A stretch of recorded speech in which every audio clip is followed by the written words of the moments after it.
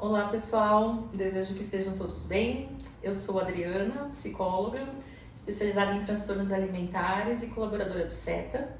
Estamos aqui para gravar o nosso segundo vídeo do canal. Então, só para a gente fazer um resgate do vídeo anterior, nós falamos um pouquinho sobre o SETA, sobre o propósito desse projeto, com a doutora Bruna, que é a psiquiatra e a idealizadora do SETA. E hoje estamos aqui para falar um pouquinho sobre transtornos alimentares e a terapia de esquema. E para isso, estamos aqui hoje com as nossas colegas, colaboradoras também do SETA, psicólogas especializadas no tema, a Amália e a Mariana. Meninas, sejam muito bem-vindas. Muito obrigada, eu tô me sentindo super especial de fazer parte já dos primeiros vídeos, do canal do SETA, então... Sim. Muito obrigada pelo convite. Imagina, uma honra tê-las aqui, para falar um pouquinho sobre essa abordagem. Na verdade, a gente vê tantas abordagens decorrentes e contextuais, não contextuais, Então, eu queria primeiramente que vocês explicassem um pouquinho pra gente, o que é a terapia de esquema. Eu também estou muito feliz, pelo convite e de estar aqui. E acho que eu vou começar, respondendo essa primeira pergunta. Que a terapia do esquema, ela é uma abordagem, dentro da psicologia a gente tem diversas abordagens, então ela é uma dessas. Ela nasce ali da terapia cognitivo-comportamental, de uma necessidade de que o Jeffrey Young, que é o idealizador da coisa toda, ele começou a olhar para a TCC mais tradicional e falou, olha, mas eu acho que para casos mais complexos, casos de transtornos de personalidade, casos mais crônicos, falta alguma coisa. Eis que ele foi lá e bebeu de várias fontes. Então bebeu da teoria do apego de Bowlby, bebeu de psicanálise, da gestalterapia, muito da TCC. E ele, não é que ele pega essas linhas, também essas abordagens e mistura e faz uma coisa. Ele se inspira ali e ele encontra uma outra forma de conhecimento. Então, a partir do que, Então, ele acredita que o nosso desenvolvimento humano ele vai sendo baseado por uma carga genética que a gente tem de personalidade, que é chamada de temperamento. Então, a gente, uma parte que a gente nasce. Aí, isso com tudo que acontece na nossa vida, experiências boas e difíceis, vão se somando. E vão somando com as nossas necessidades emocionais, quanto que a gente foi atendido e não foi atendido. E vai formando um jeito de ver as coisas. Dependendo do que aconteceu, a gente vai formando algumas lentes muito fortes que são esses esquemas. Então ele dividiu a partir das necessidades emocionais 18 esquemas. Mari, quer contar um pouquinho assim das necessidades, o que é isso? As necessidades emocionais não atendidas, ou seja, as necessidades emocionais não atendidas são as que dão origem a esquemas desadaptativos e formas de ver, essas lentes de ver o mundo que muitas vezes são distorcidas, são disfuncionais para essa pessoa, mas eles surgem a partir de necessidades emocionais que todos nós temos enquanto indivíduos, Então, a gente parte do princípio que enquanto crianças, bebezinhos ainda, nós temos, enquanto seres humanos, nós partilhamos de necessidades.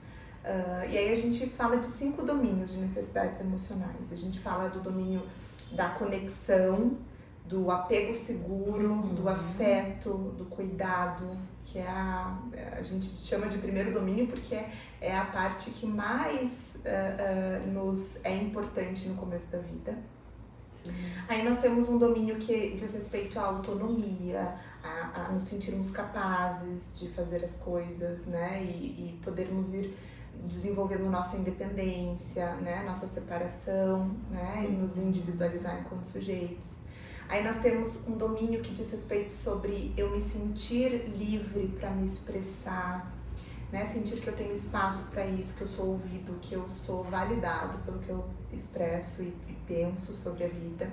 Aí a gente tem o quarto domínio que fala sobre limites, que todos nós precisamos também, e o quinto domínio lá sobre a parte de rigidez, de espontaneidade, de rigidez versus espontaneidade, né, da parte da disciplina propriamente dito, né, do lazer da vida.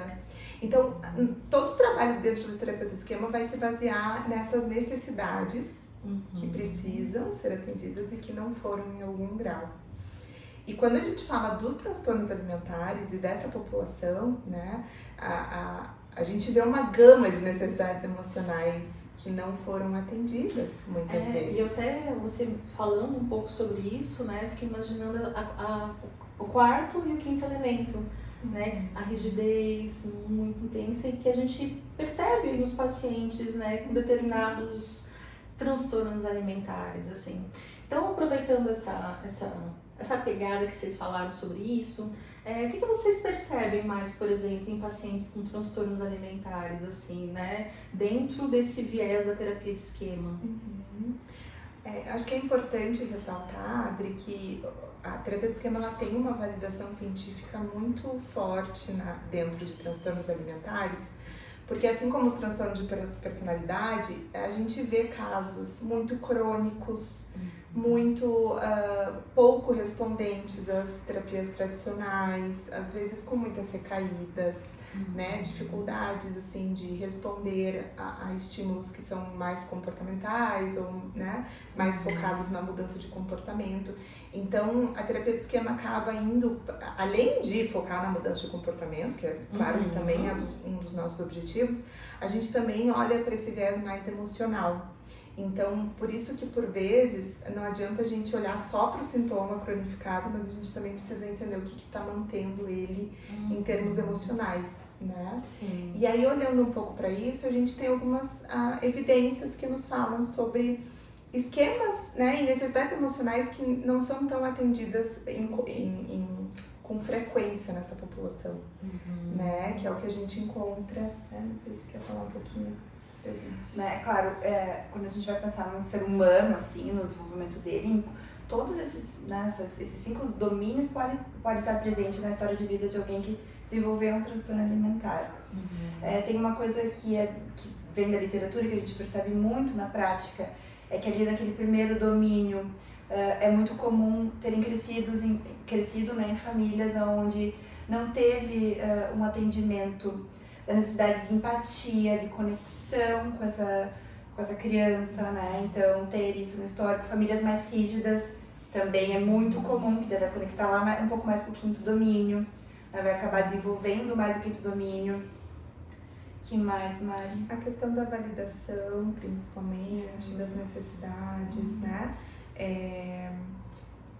A expressão emocional, né? São crianças, a gente estava falando isso inclusive no grupo de estudos dessa semana, que muitas vezes o paciente com transtorno alimentar foi aquela criança muito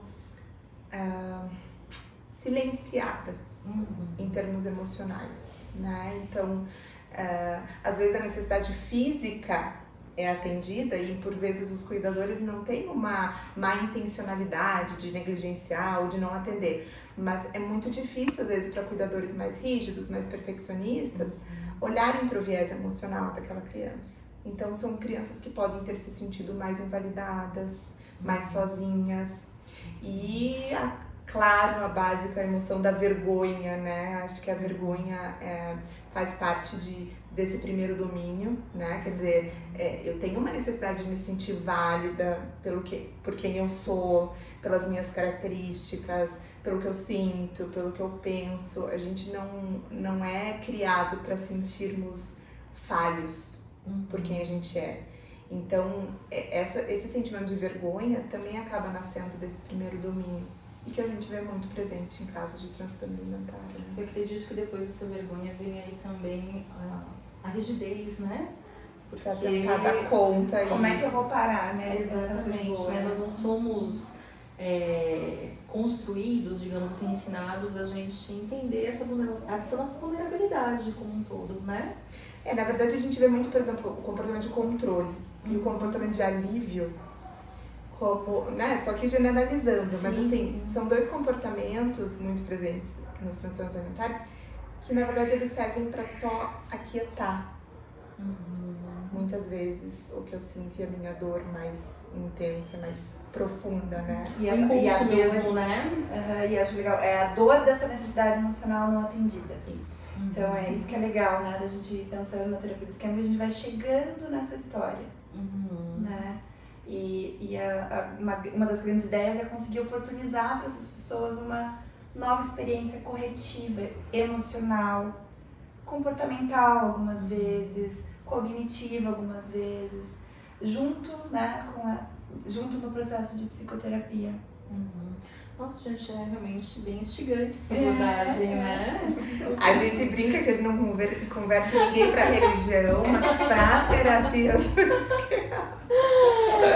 Vamos ver. E deixa eu perguntar pra vocês, como é que surgiu essa vontade de vocês de estudar sobre isso, né? Porque também acho que não é uma abordagem muito antiga, né? Não, a Bíblia da terapia do esquema é de 2003 ou 2008, putz, agora. Não, Mas assim, Mesmo assim, é super muito recente, muito recente. Temos aí 30 anos, uma média de 30 anos, né, de publicações. Sim. Na facul eu tive uma aula de terapia do esquema, que foi um professor assim que caiu de paraquedas e ele deu essa aula. Eu achei muito interessante e tal. E aí uma amigona minha já formada, estava fazendo pós em TCC, cognitivo comportamental, e teve aula de esquemas. E ela chegou assim, enlouquecida. E ficou contando de esquemas e deixa eu aplicar em você as coisas, aquela coisa bem gostosa assim, né, que a gente tem às vezes momentos com amigos. E ela se encantou, e aquilo ficou na minha cabeça, né? Eu não me identificava tanto com a TCC mais tradicional, assim, sabe? E aí eu comecei a estudar, fiz um processo de psicoterapia nessa linha teórica. E uma coisa que a terapia do esquema me trouxe foi conseguir ver ver o mundo com essa lente, assim. Então, eu comecei a assistir filme, ler livro, e eu conseguia aplicar nas coisas. Então, foi... Por isso que foi um encontro pra mim, assim, sabe? Porque eu falei, cara, eu tô conseguindo explicar, né, esse fenômeno de uma forma que eu acredito que é, assim, né? E na prática, faz muito sentido. Pro paciente faz muito sentido. Então, isso meio que... Eu falava... Parece uma objetividade maior, assim, pro paciente, né? Mesmo sendo muito muito profundo ao mesmo tempo, né? Assim, é uma leitura muito complexa do que aconteceu, né, e tal, na história de vida para chegar até ali, né? Tem muito a ver com a relação terapêutica, que eram coisas assim que de certa forma me chamavam, que eu não tinha encontrado ainda. Eu sei que em várias, né? As outras não estão. Todas têm, né? Todas falam sobre. Mas ali essa junção toda fez eu ser uma terapeuta assim, mais encontrada. Eu acho que quando você está mais encontrado, você também fornece um serviço diferenciado, né? Isso acontece na parte da nutrição, né? A Adri que vai entrevistar aí o pessoal também, né? Eu fico imaginando quando eles descobriram que existia nutrição comportamental. Então, acho que eu posso fazer esse paralelo, diferente assim. de ver a vida, né? Então, a gente tem uma forma diferente, uma lente, né, mais apurada de trabalho. Eu acho que essas são a questão das abordagens, assim, né?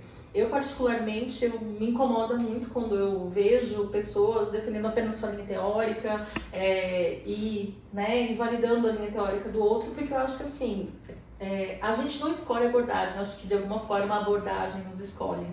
Por isso que eu vejo, inclusive, muitos profissionais, assim, em algum momento da vida, fazendo a transição de abordagem, né? Então aquilo não é que na verdade não acreditou, que foi falho, mas que em algum momento da vida, nesse processo de aperfeiçoamento, algo fez mais sentido. Perfeito. Né? Então eu acho que isso é muito rico, né? E que faz com que, da mesma forma que a gente vai entendendo dentro do âmbito de saúde, descobrindo coisas novas através, né, de ensaios, assim, parte científica, eu acho que também dentro das abordagens a gente também vai identificando coisas que fazem sentido, né? Porque de alguma forma eu acho que todos nós, enquanto psicólogos, a gente acaba se identificando um pouquinho em cada coisa, em cada abordagem, né? Isso aqui fez muito sentido, mas em um outro contexto já não fez. Então, às vezes, a gente escolhe a abordagem que faz mais sentido, mas não necessariamente 100% daquilo satisfaz aqui o teu, né, o teu íntimo, assim. Então, acho que é muito importante virem realmente, né, estudos com essas abordagens, que são abordagens de terceira onda que a gente fala, né, justamente para fechar esse círculo da nova possibilidade, de novo conhecer. E eu acredito muito, Adri, que com esse público em especial, né, já que a gente está falando tanto de transtornos alimentares, eu acho que a gente, enquanto terapeutas, independente se somos psicólogos, nutricionistas, né, os médicos, psiquiatras, a gente precisa muito se sentir autênticos no trabalho. Porque se a gente vai para um atendimento muito engessado e com certo receio ou inseguro de que será que isso está fazendo sentido, será que não está, é muito comum a gente cair num ponto cego, que nem a gente fala, né? Num limbo ali de eu não estou sendo autêntico aqui. Até porque, assim, o ser humano, né, a gente não encaixa, então vou com um protocolo determinado e isso aqui não fechou, e agora? E nós, enquanto terapeutas, somos seres humanos também. Exato. Com as nossas visões e dores e coisas. Então, eu acho que a gente precisa encontrar linhas teóricas que nos deixem mais autênticos. Então, independente de qual seja, né? Exato, né? Então, e a gente vê também que muitas abordagens são específicas, às vezes, para determinadas, né, patologias, enfim. E aproveitando, então, né, que estamos falando sobre isso, como que funciona, né, para vocês aqui dentro porque o SETA tem um grupo, né, justamente dentro da abordagem terapia de esquema. Se vocês quiserem falar um pouquinho, que o olho de vocês já brilha para falar desse grupo, né? A gente vai ter nosso quarto filho. 4 filhos. Estamos parindo loucamente. O grupo é uma realização muito massa, nossa.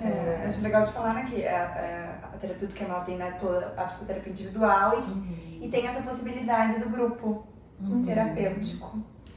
Isso, a gente tem uma teórica dentro da abordagem, a Susan Simpson.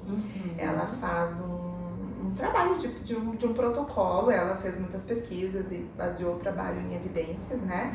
De aplicar lá 20 sessões com técnicas de terapia de esquema, né? Então, o grupo inteiro é baseado nessa abordagem e começou a estudar e divulgou esse protocolo, né? E aí, até então, a gente, né, por convite da doutora Bruna, que também estudou um pouco da terapia de esquema, estudou o protocolo da Susan.